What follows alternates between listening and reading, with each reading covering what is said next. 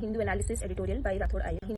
Thank you, Rathod IAS. Really took help of the Hindu analysis to enrich my content. Hindu analysis articles. Rathod IAS. Hindu Analysis.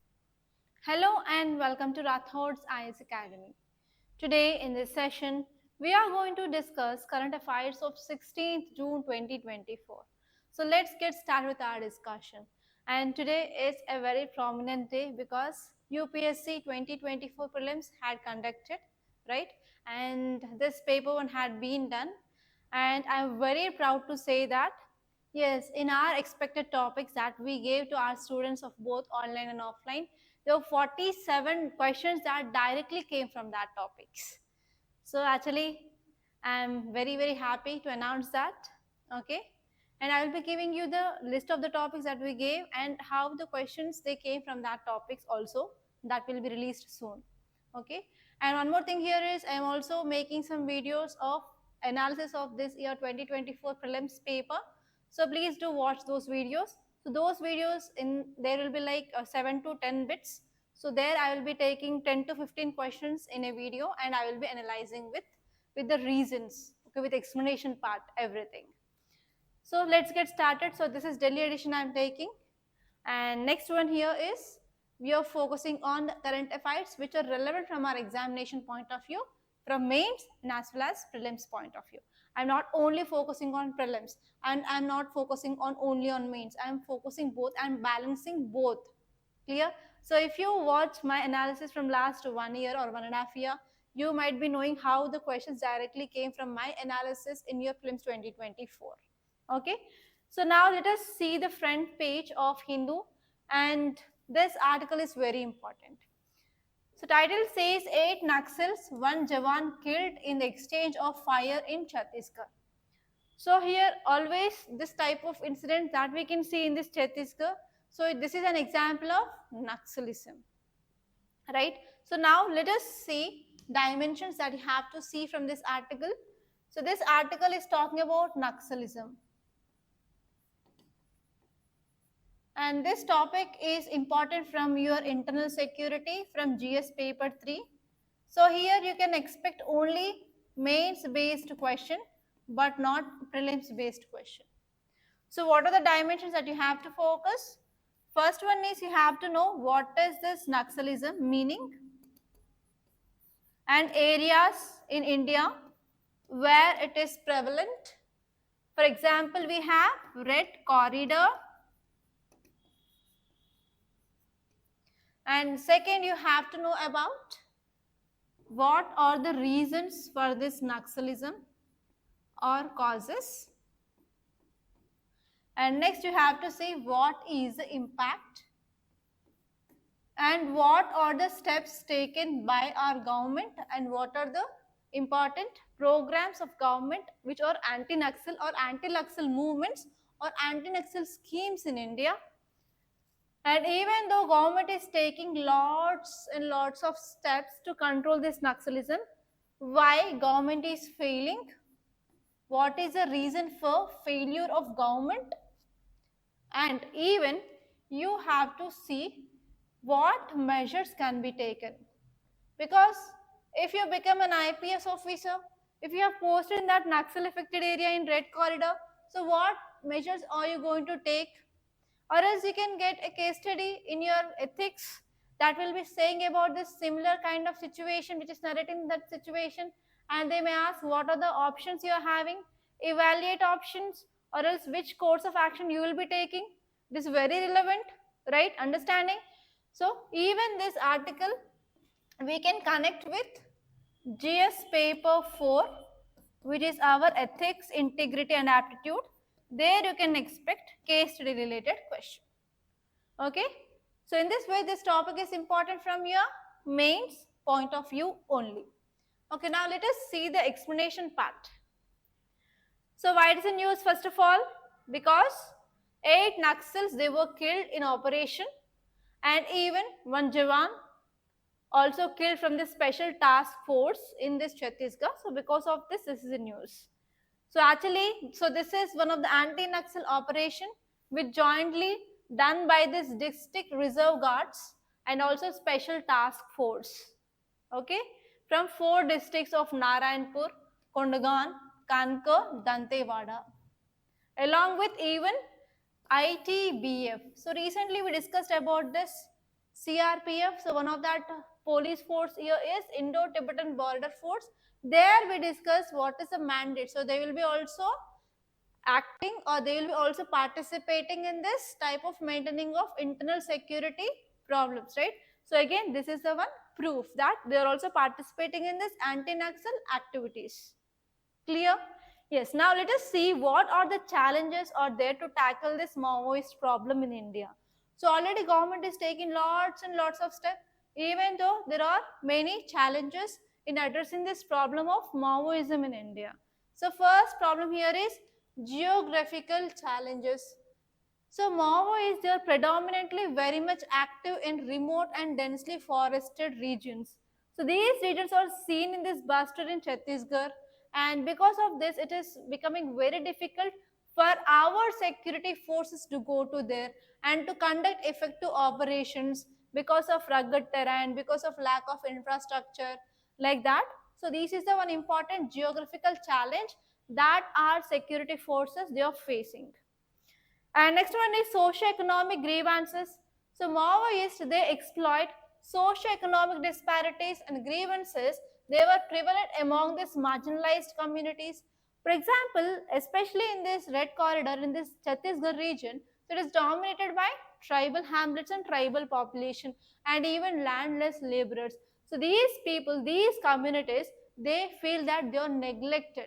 Okay, they are neglected by the government. So because of that, they are taking advantage, that is Naxalis, they are taking advantage over this feeling of this tribal people and as well as landless laborers, and they are using them. And especially why these people are feeling that they are neglected by government, because they do not have proper access to the basic services like healthcare, like education. They don't have even proper employment opportunities or education opportunities. Okay, so because of this they are getting recruited by this Maoist or Naxalist for the support. And next one is even they are feeling that there are some developmental deficits. So many Maoist affected regions, they suffer from chronic underdevelopment, and even they face a lot of issues regarding poor governance. There is no proper government making procedure or government administration. So because of this, there is increasing of socio-economic grievance of these people. So because of this, what happened? So they were started joining in this Naxals. And next one is even these people don't have like proper logistics and as well as proper intelligence constraints, because this area which is backward and especially less developed, they do not have proper infrastructure. And next one is there is very limited road connectivity and as well as very difficult terrain is there, as I said earlier. And even there are some issues regarding human rights concerns. Okay, for example killing, for example arbitrary arrest. So they are mainly used by the force, by the security forces. So because of these are some challenges that we are having. And I want to show you the map where India is having, especially the locations in India which are susceptible to this Maoist things. So here you can see Chhattisgarh and Jharkhand region. So this region and even some parts of Telangana also we have this Maoist conflicts are happening in this region, and especially you have to see this region that is called as red corridor. So I want to ask you one question, students. So today's question here is, please let me know which of the states where this red corridor is there. Okay, so in which states we have this red corridor region. So please let me know the states, okay, where this red corridor is there, which is affected by this Naxalism and Maoism in India. Clear? Don't forget. Yes, now let us see here what are the reasons why we need to come up with these anti-Naxal movements. So first one here is we need inequitable socio-economic development. So whenever we are providing proper opportunities for the health, education, development, if you're showing some infrastructure projects like that, yes, that will lead to overall development of that so and so region, so that we can minimize this Naxalism and Naxal related attacks. And next one is, yes, we are responsible that there is a proper government failure is happening. So government deficit is there in these remote parts of this red corridor region. So because of this, that is leading to growth of left-wing extremism in India. And this one is even one more reason here is political marginalization is happening, like marginalization. So these tribal people, they are not entering into politics and they are not serving as a dominant groups in the society. That is also leading to political deprivation. Okay, so that is also increasing hopelessness among these tribal people. And next one is even these tribals are facing issues like land alienation and as well as displacement. Okay, so because of this reason also, yes, we need to take some steps to address this problem of left-wing extremism in India. And even there is discrimination against this tribal is going on. Okay, so the problems you're facing by these tribals are, the first one is land alienation, and even our government is taking most of the land from these tribals for the development projects, that is land acquisition. And next one is there is no proper rehabilitation, okay, on reconstruction for these tribals, and there is no proper land grants. And even in this forest conservation act, we came up with the changes that is removing, or that is decreasing the rights of this tribal people to collect this minor forest produce. So all these things are going on.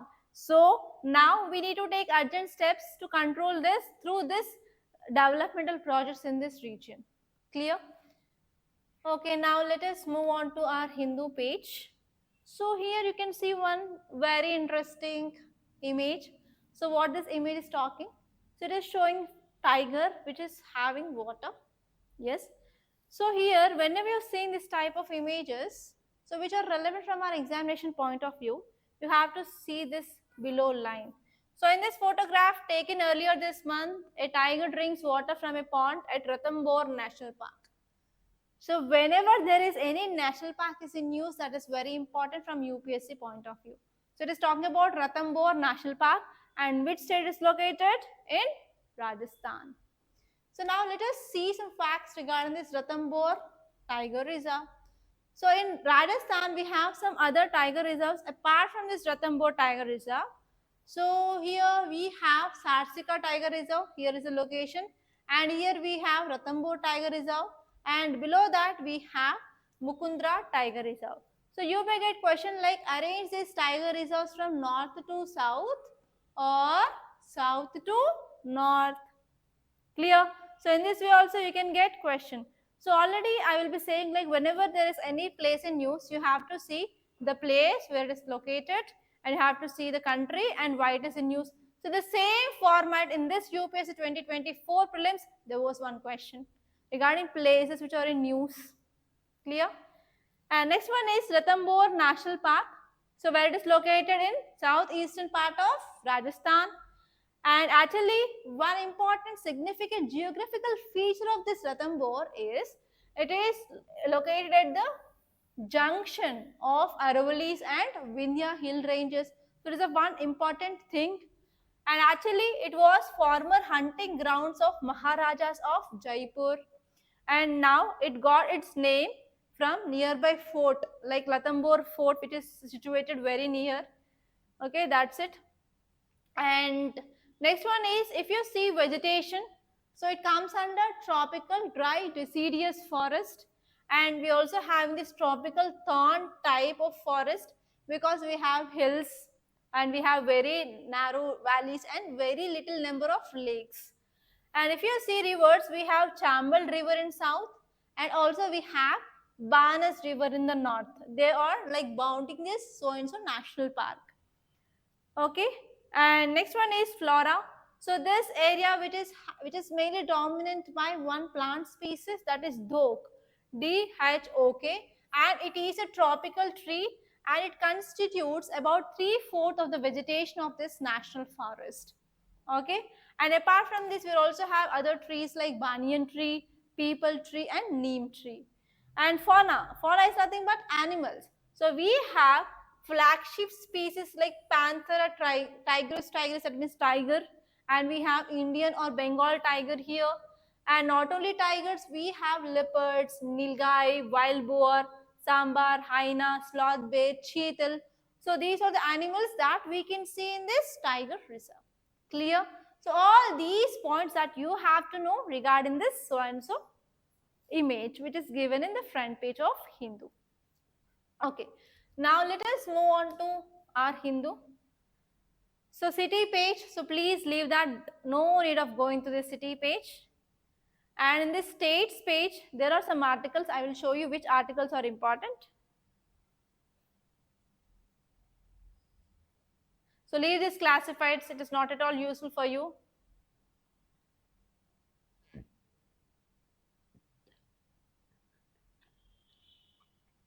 Yes, in this page you can see one important article.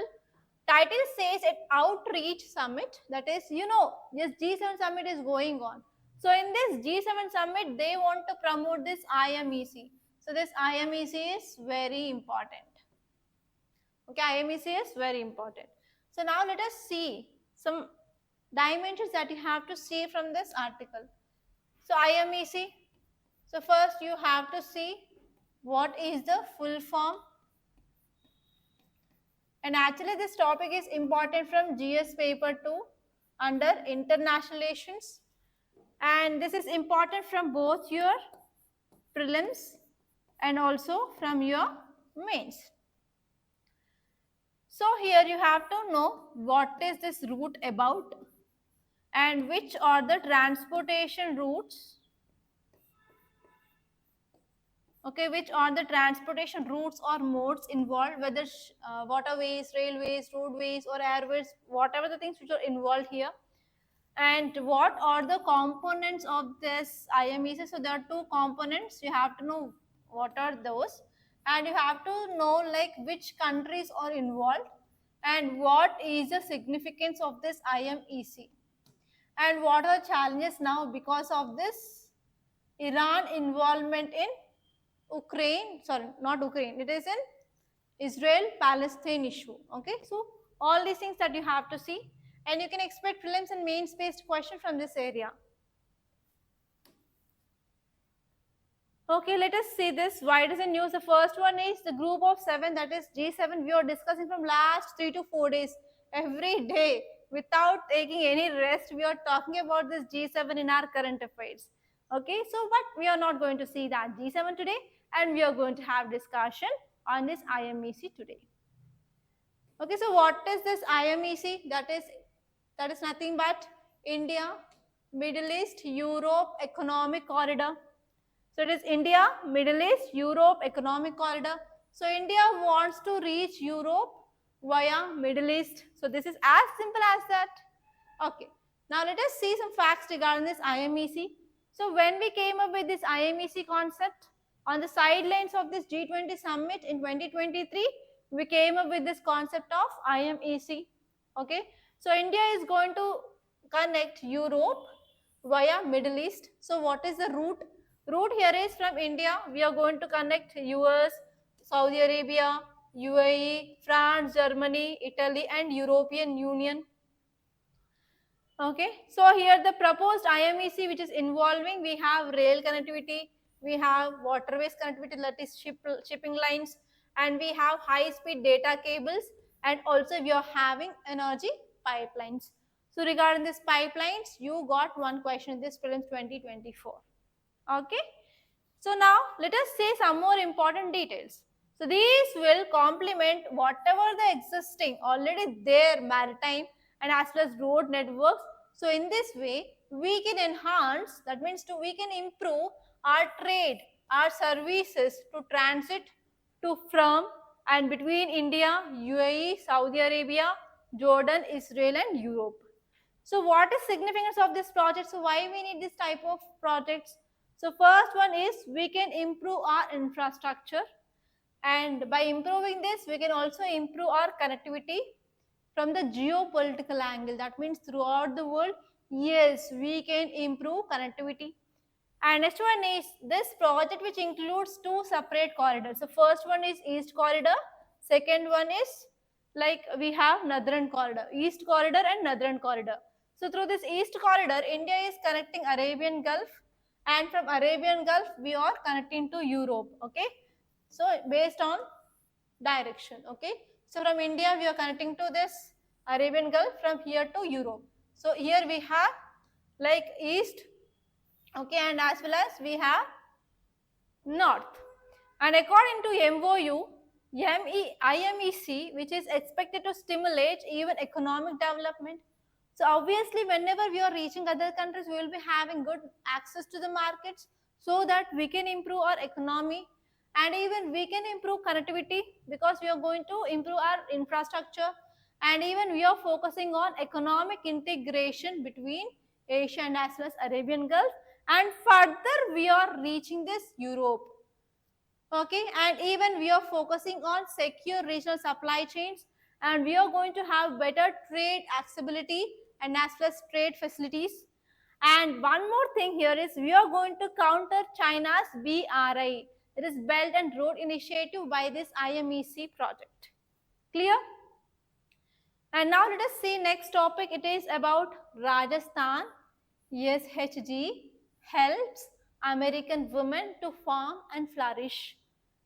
So as you all know that African countries are very poor countries, and regarding this African countries, so there is one question in this prelims 2024, that is in which countries there is a huge production of cocoa is happening.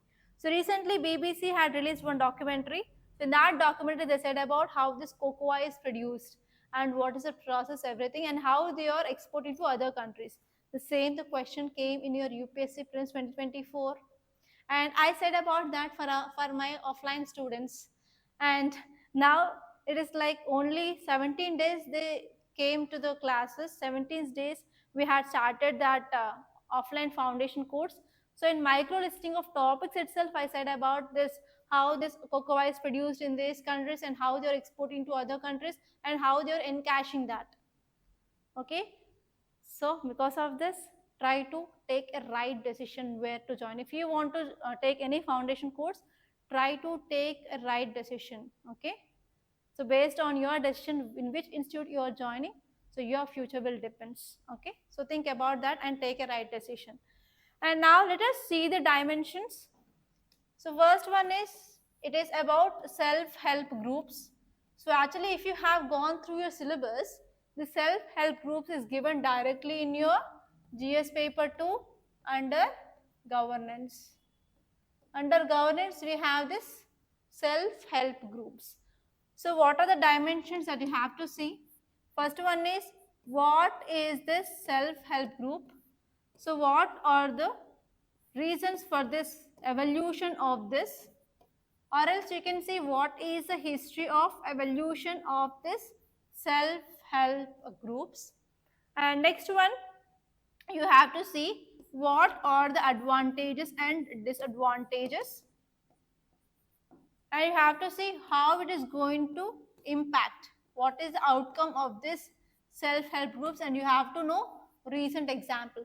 So now the article that we are going to discuss you can use as a case study or example while you're writing your mains answer. Clear? Because African countries are very poor countries, they do not have proper rainfall, especially in the Sahel region. There is spreading of this Sahara desert is also happening, and there are lots and lots of conflicts in this African region. So because of this, now they are taking help from Rajasthan's SHG, self-help groups, regarding agriculture. So now let us see why it is in news. So context says a women self-help groups model, where it is located in state of Rajasthan, Dholpur district. So this self-help group which had been helped 12,500 women, it is not a small number. So you can say it is a great achievement.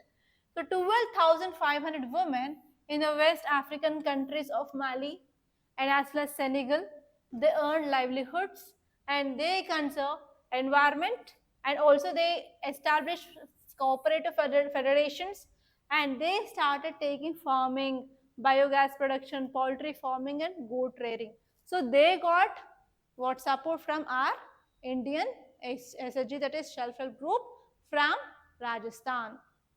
So if you see what does a self-help group is, so it is a voluntary association of economically poor people, and actually these people they draw the same economic socio-economic background.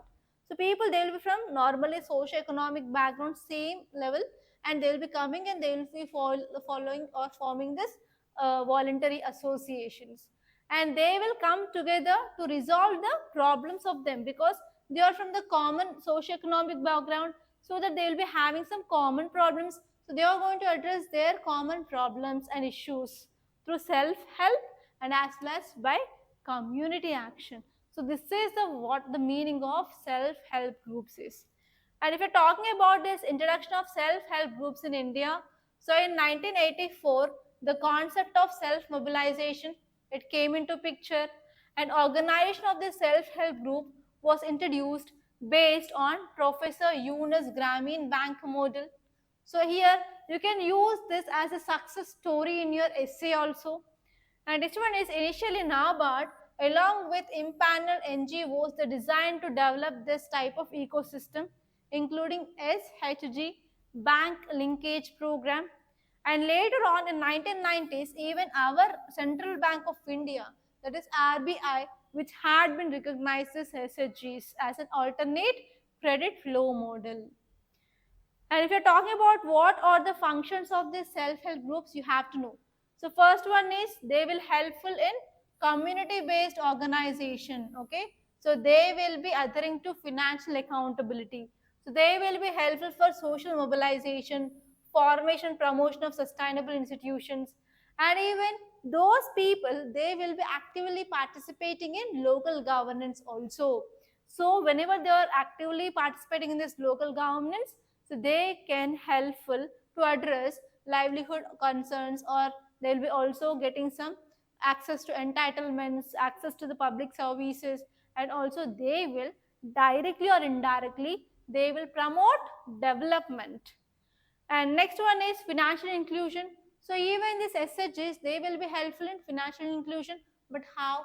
So first one is they will be promoting effective bookkeeping, and also they will be providing some capital support to the poor, and they'll also focus on culture of prompt loan repayments. And apart from that, this SHGs will also tries to provide livelihood, so which now African people they are getting help from Indian SHG, that you can write. And even this SHG will be also helpful for promotion of social inclusion and as well as convergence also. And now let us see what are the advantages of this SHGs. So first one is there is low transaction cost. For whom? For both lenders and as well as for borrowers. They will be having a very low transaction cost. And next one is that will leads to women empowerment. Now the present article is saying that more than 12,500 African women they are getting help. So that will be leading to women empowerment obviously. Right. And next one is decrease informal borrowing.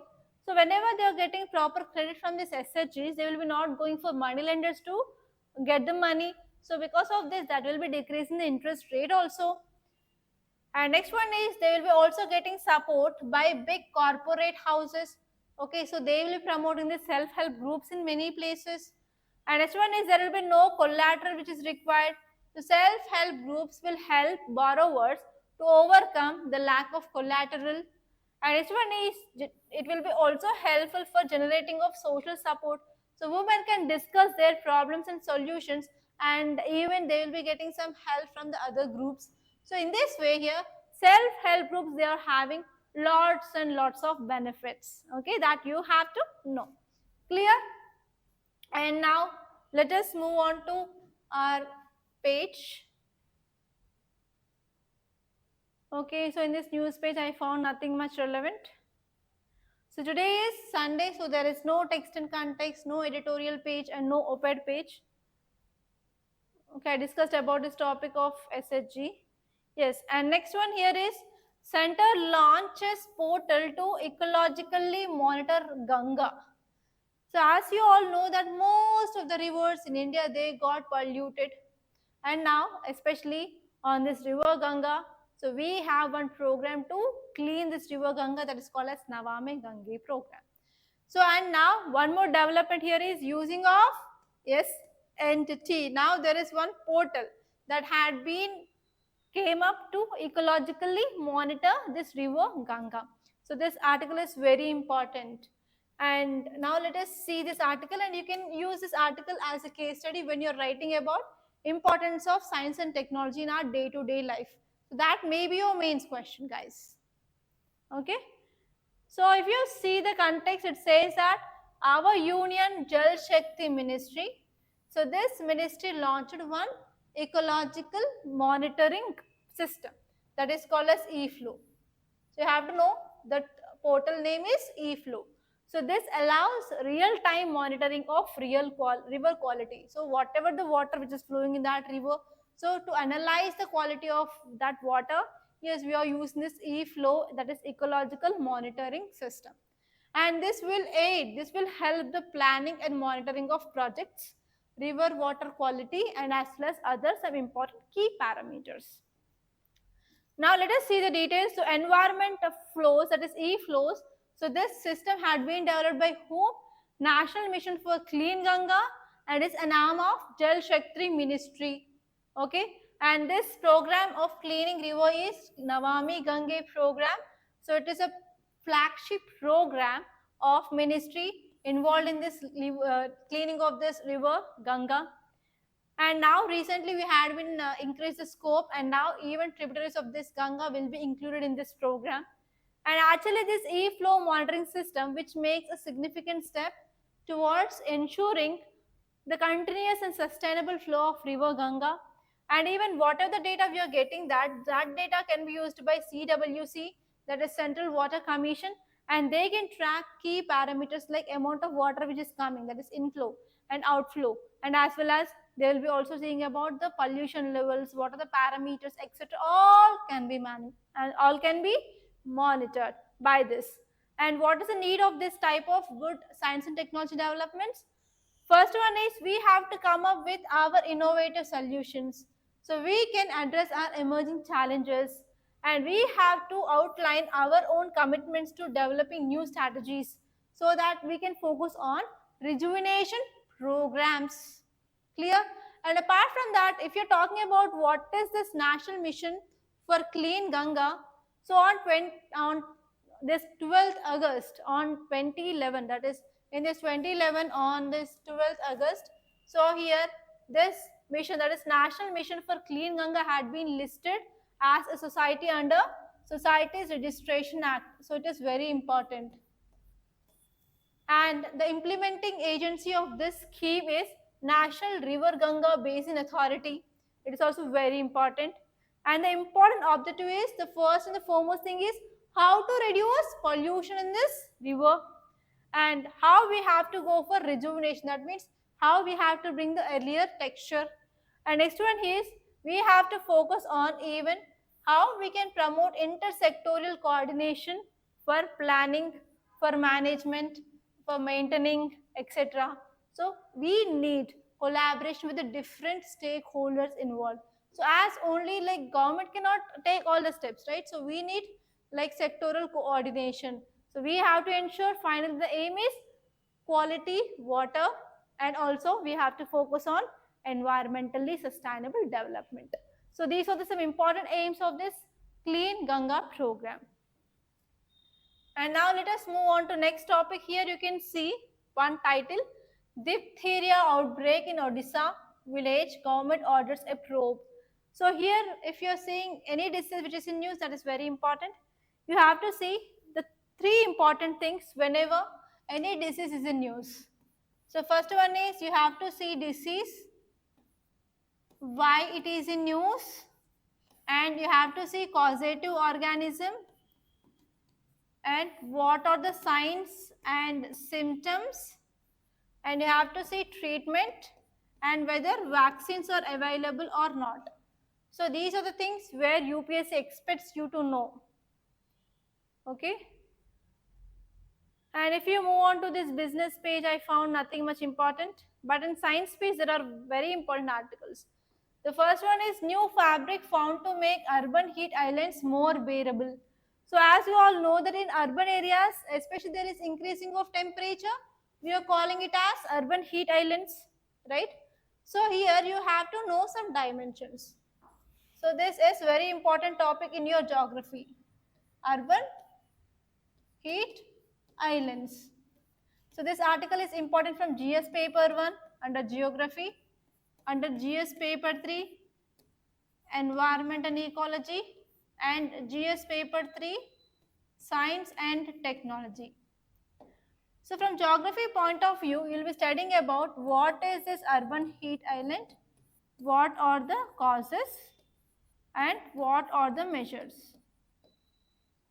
So here from environment point of view, you have to see what is the impact of this urban heat islands. So from science and technology, you have to know like what are the measures, and one such measure is new fabric. So you have to know what is this fabric and how can we use that so that we can make this urban heat islands more bearable. Clear? And next topic it is about gene therapy offers hope for patients with hearing loss. So you all know that hearing loss is happening, right? So we can't hear. If age is increasing also, we'll be not hearing much. And even sometimes, myself also sometimes I can't hear. Okay. So here 50 to 60% of reason here is congenital loss of hear. So it is because of genetics or genes is responsible for that. Okay. So over 2 dozen genes they have been linked to genetic cause of hear loss. So this is a thing which mainly said by recent study. So if we found that there are some genetic causes which are leading to this hear loss, yes, we have gene therapy. So by using this gene therapy, we can address this problem of congenital hearing loss. Clear? So this is a thing which mainly said. And next topic here is study reveals alarming economic burden of TB patients. So TB now and then we can see it will be there in news, and recently also we discussed about what is this TB, what is elimination of TB target. So why we are not achieving that target, what are the problems, okay, what is this program that government came up to provide some financial assistance to these TB patients.